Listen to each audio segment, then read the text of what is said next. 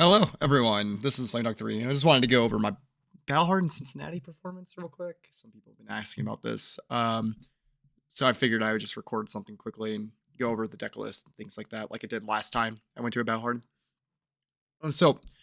First things first, the deck performed really well at expectation, I would say, than before.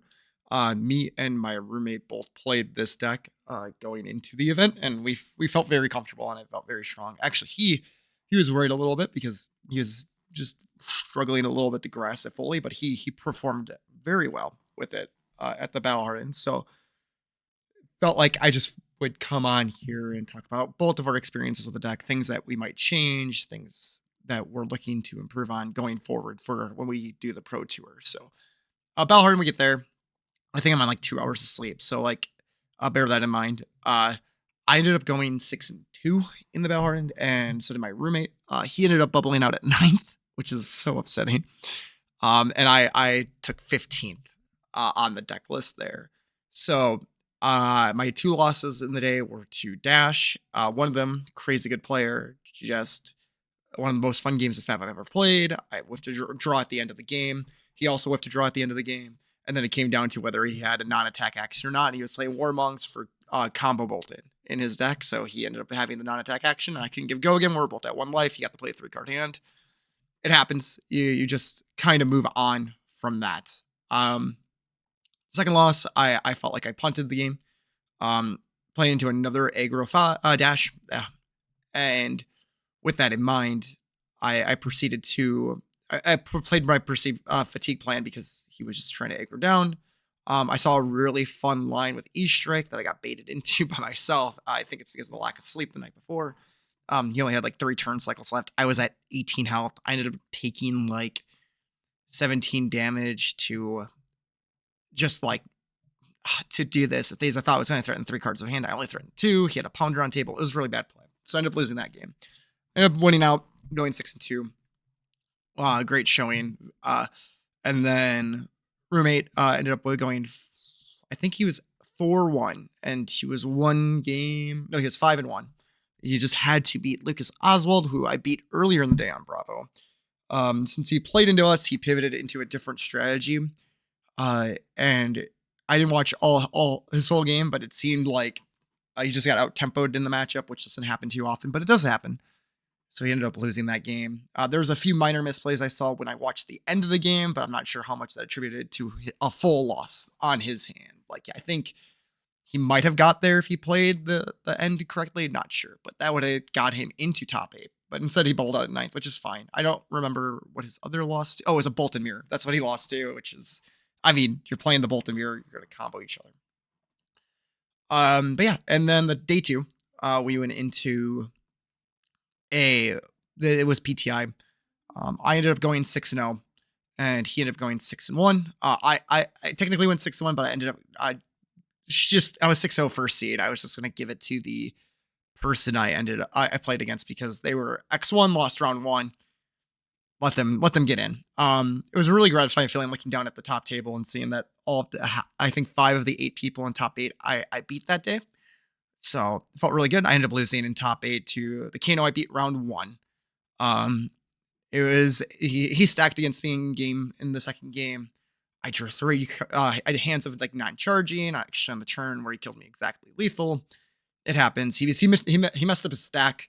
I think it was one of those games where like I shouldn't have been in contention of winning that game. Just one of those variance games, but had a chance to win if I ended up drawing a charge card at the end of the game. Because he thought he had stack and he missed it. So I lost the top 8 because of that, which is fine. It happens. Can't win them all. It's Kano. You know, I think we're favored in the Kano, but it doesn't mean we're going to win every time. Kanos are starting to stack against Boltyns, and it's super interesting. And I'm not going to talk now how we go into counterplay against it, but maybe I'll talk about it in the future. Either way.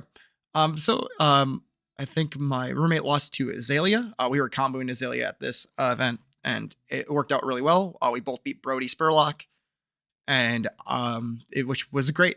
I don't think he was on sleep darts. I'm sure he'll be on sleep darts for the next event, which makes comboing even harder. But in the sense of how we performed, we felt like we played against some really high level competition and did well with it. So going over that, it was a great performance, great deck, and I'm just going to talk about some things. So, Beam Bravato's reds and yellows are great. They just give go again. It's fine, no problem. So I mean, the first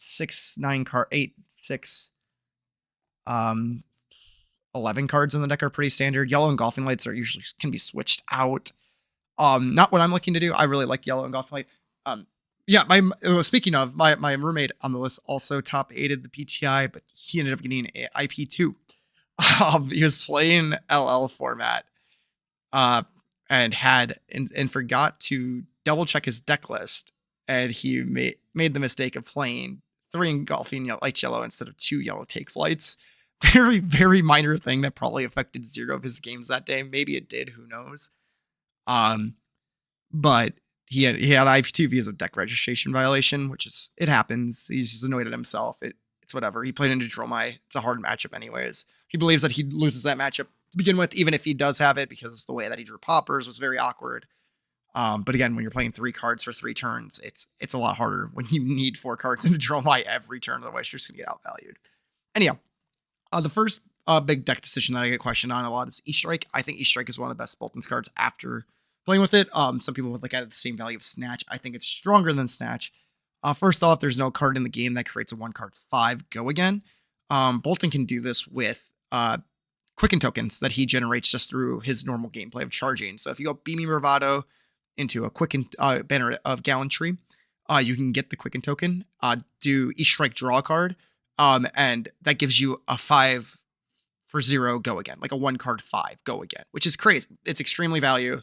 Late game, if they have to block it, it pumps it to 6, so we're gonna have to get 2 cards either way if they're at like 3 life. It's very wonderful, very great. And the other strong part of it lets you filter.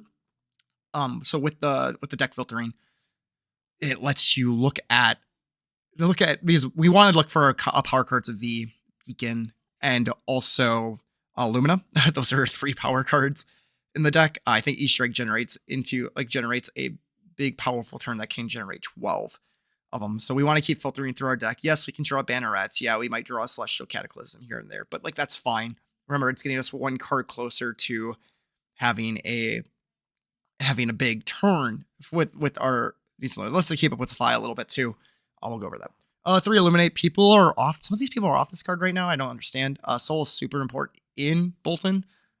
Having free soul like generation is crazy. This is a crazy 1-card 4. Draws a lot of blocks. It draws a lot of blocks because people, if you're at 0 soul, people don't want you to get that 1 soul, but we're okay with playing at 0 soul nowadays, so it doesn't really matter. 3 red light the ways, that's fine. It's light the way. I like the card. Yada yada. So we go to 2 take flights. 1 yellow take flights too little. 3 is too much. This pairs very well with our red thrusts. We have 2 in the main board, 1 in sideboard. It just depends if you're comboing or not. If we're not comboing, we're playing 3 main board. Valiant Thrust is a very strong card, especially if you're on Tunic, because you could do some things like Beaming Bravado, threaten 3-card 14 on Tunic, which is insane, very high value. We're really trying to get high value turns if we're playing Tunic. You just have to be okay with that. Red Take Flight into it is also a 14-card 4. Again, slightly above average. We're just trying to get the most value out of the deck that we can, and move on from there. So I'm a big Banneret guy, as people have probably watched my other deck list before. I love Courage. I love Gallantry. I love Vigor. I don't love Vigor. Vigor's fine. I'm a big Salvation fan as well. Salvation's not in this deck list just because I don't think the meta really calls for it. And so right now I'm down to 6 Courage, 3 Courage, 3 Gallantry.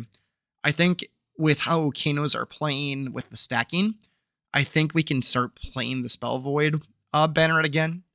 Something I'll probably change in the future. Because if they're going to stack us, we want to stack the Spell Void. If we get Spell Void 3 and they're trying to double Wildfire us, they still don't kill us from 20 health. These we just blank both Wildfires, basically. So it really abuses them from stacking. It's something that we can do to change our board for it and go on. 3 Cataclysms. I actually been citing these out sometimes, which is fine. It just depends on the matchup. If we're going to have a lot of soul or not. I've been not playing this into Assassin because it just doesn't work as well as you want it to. We need as much soul as possible in that match just to get wide turns. Throwing a 1-card 7 go again is really nice, but losing the 3 soul to avoid like a V turn or a Luna turn just kind of doesn't outvalue us. Late game, it's great, but like early game, mid game, you just really don't want to see this card in that matchup. But I've been playing it. Then 3 Luminas, obviously, 3 Soul Shield, 3 Vegas. Going to sideboard, like I said, we're on 1 V Thrust. Banner of Vigor, I put this only if we're overboarding, so like Borvo, so Bravo. And I think we overboard for Assassin 2. Those usually go in. But the card's mainly for Dromai. Same with United Withstand. I only play it for Dromai.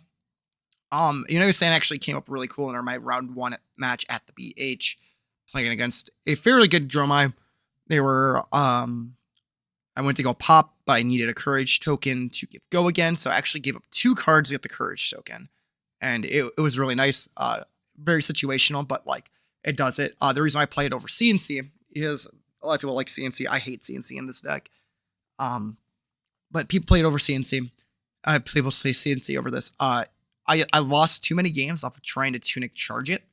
It's not very great. That's all I got. Is also in the board for Ninja. I play combo into Katsu, Raiden into Phi, Tunic Raiden into Phi.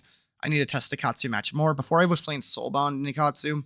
The more I change my list, the more I test the deck. I have over 300 games on this list. The more I wonder if we can just play Tunic into Katsu. I think the biggest thing is like Bond's turns really hurt us on those lists, and a combo turn really stomps Katsu. We went 4-0 against Katsu this weekend with combo, so it's really hard. I played combo into Azalea as well, not to sidetrack too much. We went 4-1 into Azalea with combo as well. Again, beating Brody Spurlock twice. Very good Azalea player, very good player in general. So I'm very confident with combo into Azalea. The matchup's just high rolly anyways to begin with. It doesn't really matter too much. Going over Boltyn Blade. Boltyn Blade's great if you're on Tunic. Otherwise, it's kind of okay. It's just that, like, your Yellow Thrust. I played this over Yellow Thrust. So if I'm on Soul Bond for, like, Brood, I still bring this in, but, like, I just don't play it too much. Otherwise, like, I don't play it for combo because always it's just a brick. Like, if I need to make sure I give go again, things like that. And just doesn't do that into combo. Otherwise, it's just combo sideboard here. And then Sync Belows for obviously our defensive matchups. But yeah, people think this is a pretty standard way to play Boltyn nowadays. I think this deck has a high skill level ceiling. You're gonna pick it up first, might struggle a little bit. E-strikes do feel awkward as fuck, and I'm just gonna be honest with you, they do feel very awkward when you first use them. Once you get used to them, you're gonna start seeing how much value you're gonna get on them. You're gonna start seeing Lumina turn sooner. You're gonna start seeing V turn sooner. You're gonna start arsenaling like a Bolt of Courage, or like filtering if you draw a double banner at hand instead of just blocking. Well, now you can use it for charge, get quicken token, E-strike tucking the banneret, drawing another card, and you're just filtering your hand to make sure you don't have many dud 4-card hands. I think E-strike is literally one of the most powerful cards in Boltyn currently, just because of the amount of ways that we can give go again. And Snatch just doesn't do that. Snatch does get go again, and it probably does overperform currently. But I think when you're on a combo package, Snatch just takes up too many slots and doesn't like excel both game plans. E-strike like gives to both game plans. Like you want to cycle to find power cards in both game plans, and this allows you to do that. Allows you to play 5-card hands. It lets you draw out of awkward hands that look awkward. Like it lets you do some really silly things. Again, 1-card 5 is so strong. 1-card 6 is even stronger. Not even stronger, but like you lose a soul for it, but it's still a 1-card 6. Threatening 7 if they block with an attack action, which hits that sweet spot breakpoint. We'd love to see it. So yeah, I recommend trying E-strike. Feel free to try the deck list out. I'll post the link in the description, but this is what I'm doing. Going forward, I would say that the meta, at least heavy hitters, hasn't been really revealed yet. Looks like it's going to be a little bit more defensive. So I'm actually looking to remove combo from my list. I haven't tested it fully yet. Go for like a more central focused rating package. As I've played this list, the more I think that Spirit of War is a card that is slept on a lot more. I love that card when I was playing it. I cut it for this list. I think I want to put it back in over as a combo package. Especially with how, if we play Charge of the Light Brigade, which is a card that I think a lot of people slept on because Ice existed, but now without Ice, Charge is so strong. It sets up like Spirit of War turns so well, because Spirit of War can become a 1-card 5 out of it. Again, exactly like how we talk about E-strike. And then it can be also a starter for the next turn if it hits. And if it's not hitting, that's fine. They're blocking 2 cards. or 3 cards to prevent the on hit on the first Spirit of War, right? And we gave 3 cards for it, but that's fine. And we can go right and swing into another attack, and then it becomes a 0 for 4. Plus threatening on hit courage, and maybe we end with illuminate, things like that. I think Spirit of War is a card that we need to like reevaluate here. After playing with E Strike some more. I'm sure we'll get some more generics from the new set too that we can look at, and I think that's where what I'm gonna focus on more. But yeah, so I recommend playing the Spellbane Aegises somewhere in the list, sideboard, for Kanos, and just try your best here with it. The Vigor helps a Dromai just because if you LTW into Vigor into Valiant Thrust, you're just getting so much value out of it. It's so much value. It's crazy. Anyhow, yeah, it was a great performance at the Battle Hardened. It made me feel really good about my chances at the Pro Tour. I still need to practice heavy hitters draft a lot. Unfortunately, our draft community isn't the strongest, but we were working on it. We're working on getting better at it. So if I can go 4-0 in CC and then 2-1 in draft the first day, I would think I would be very ecstatic about it. Um, but yeah, we had a wonderful time there. I recommend traveling, trying out the list. Again, I never will say a list is solved because there's always preferences and how you build things. But if you have any questions, feel free to go in comments. Um, I'm still thinking about doing gameplay videos. Just depends on how much time I have, things like that, and go over Boltyn game. But for now, I'm taking a little break from Boltyn, testing out the new Prism a little bit. But yeah, feel free to leave your comments, and hopefully we can have a fun discussion about it. A little bit up, and the soul was strong this weekend. If you saw how many Boltyns were in the top, it was such a fun time this weekend. There was like a lot of Boltyns in like the top 16 at one point because there's so many 3-0. We kept saying soul strong and things like that. You guys all know it was such a wonderful time this weekend. Every Boltyn player I met, fantastic. I got recognized a handful of times. People talking about my list and how to use it and how to build, coming up for some advice. So, and it's crazy because I'm not even that big of a content creator. I'm not a content creator at all. I just post a deck list like once every few months. So I really appreciate you guys asking these questions to me. Again, I'm just a player. I play the game for fun, not too much else. But if you again, if you have any questions or want to know, I did put a lot of time into this deck list. I think it's really strong. So give it a spin. Again, there's some changes that need to be made, and hopefully we can actually win one of these events soon. So good luck everyone, and have a wonderful day.